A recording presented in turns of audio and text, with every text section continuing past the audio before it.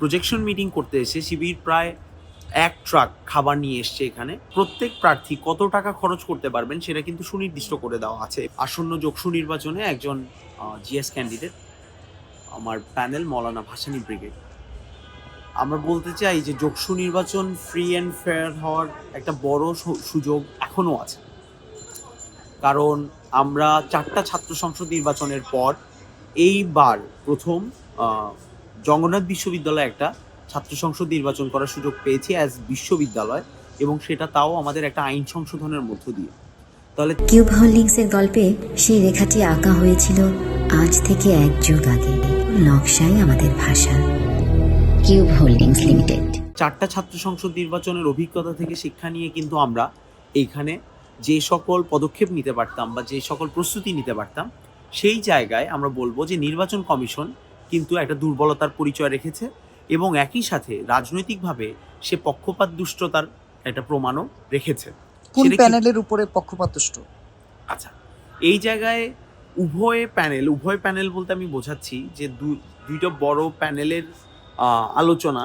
শিবির ছাত্রদলের যে শিবির সমর্থিত অদম্য জবিয়ান ঐক্য এবং ছাত্রদল সমর্থিত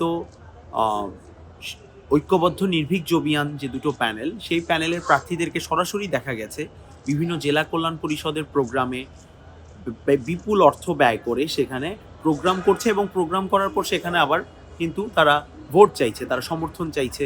সর্বশেষ আপনারা জানেন যে এখানে আমাদের হল সংসদের ফয়জুন্নেসা চৌধুরানী হলে প্রজেকশন মিটিং করতে এসে শিবির প্রায় 1 ট্রাক খাবার নিয়ে এসছে এখানে বিতরণ করার জন্য। তো এগুলো সরাসরি আচরণবিধি লঙ্ঘন দুটো জায়গা থেকে। প্রথম জায়গাটা হলো এই যে প্রোগ্রামগুলো হচ্ছে 30 তারিখ পর্যন্ত নির্বাচনী তফসিল অনুযায়ী কোনো প্রকার সাংস্কৃতিক সামাজিক প্রোগ্রাম ক্যাম্পাসে অ্যালাউড না, তারপরে এই প্রোগ্রামগুলো হচ্ছে। এবং দ্বিতীয়ত, প্রত্যেক প্রার্থী কত টাকা খরচ করতে পারবেন সেটা কিন্তু সুনির্দিষ্ট করে দেওয়া আছে, এবং সেটা কিন্তু 15 থেকে 20 হাজারের মধ্যেই।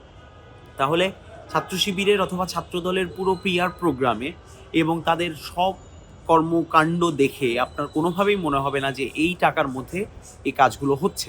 তাহলে এই যে সে একটা নিয়ম লঙ্ঘন করলো এবং তার মধ্য দিয়ে লেভেল প্লেইং যে ফিল্ড, সেই ফিল্ডটা নষ্ট হলো।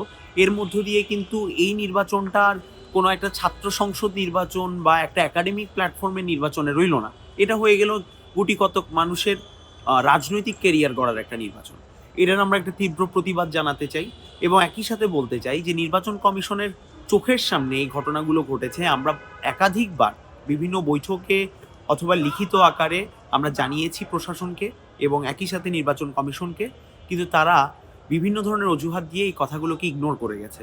এবং এইভাবে যদি নির্বাচন পর্যন্ত, মানে আগামী পরশু 30 ডিসেম্বর আমাদের এখানে একটা নির্বাচন অনুষ্ঠিত হচ্ছে, সেই নির্বাচনের দিন পর্যন্ত যদি এইভাবেই চলতে থাকে, এবং আমি বোঝাতে চাইছি এইভাবে চলতে থাকে মানে এখানকার যে প্রার্থীরা এই আচরণবিধি লঙ্ঘন করছেন তাদেরকে যদি বিচারের আওতায় না আনা হয়, শাস্তির আওতায় না আনা হয়, তাদের প্রার্থীতা যদি বাতিল না করা হয়, তাহলে আমরা কোনোভাবে এই নির্বাচন কমিশনের উপর আস্থা রাখতে পারছি না, এবং এই নির্বাচন যে ফ্রি অ্যান্ড ফেয়ার হবে এই কথাটা বলতে পারছি না।